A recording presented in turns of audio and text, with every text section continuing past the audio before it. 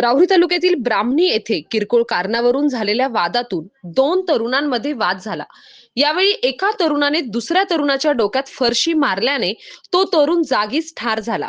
ही घटना दिनांक 27 मे रोजी दुपारच्या दरम्यान घडली। याबाबत समजलेली माहिती अशी की राहुरी तालुक्यातील ब्राह्मणी येथील बस स्थानक परिसरात एक रविप्रसाद हेअर सलून नावाचे कटिंगचे दुकान आहे। दिनांक 27 मे 2026 रोजी दुपारी 3:30 वाजे दरम्यान सुशील साहटे हा तरुण या सलूनच्या दुकानासमोर झोपलेला होता। त्यावेळी सत्यवान भाऊसाहेब साठे हा तेथे आला। त्याला झाडू मारायचा असल्याने त्याने सुशील साठे याला झोपेतून उठवले। याचा राग आल्याने सुशील साठे याने तेथे पडलेली एक फरशी उचलून सत्यवान यांच्या डोक्यात मारली। काही क्षणातच सत्यवान भाऊसाहेब साठे वय 25 वर्ष हा कोसळून खाली पडला आणि जागीच ठार झाला।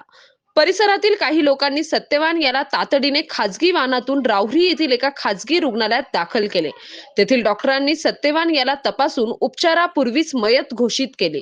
घटनेची माहिती मिळताच उपविभागीय पोलीस अधिकारी जयदत्त भवर, पोलीस निरीक्षक संजय ठेंगे, पोलीस उपनिरीक्षक समाधान फडोळ यांच्या पोलीस पथकाने घटनास्थळी धाव घेऊन घटनेची माहिती घेतली। घटनेनंतर आरोपी पसार झाला असून पोलीस त्याचा शोध घेत आहेत। घटनेनंतर मयत सत्यवान याच्या नातेवाईकांनी राहुरी पोलीस ठाण्याच्या आवारात मोठी गर्दी केली होती।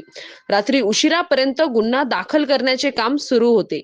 मयत सत्यवान भाऊसाहेब साठे याच्या पश्चात वडील, पत्नी, 2 मुले, बहीण असा परिवार आहे। घटनेनंतर ब्राह्मणी परिसरात काही काळ तणाव निर्माण झाला होता। स्थानिक गुन्हे अन्वेषण विभाग पथकातील पोलीस उपनिरीक्षक संदीप मुरकुटे, पोलीस कॉन्स्टेबल भगवान थोरात, विशाल तनपुरे, चालक महादेव भांड हे आरोपींचा शोध घेत आहे।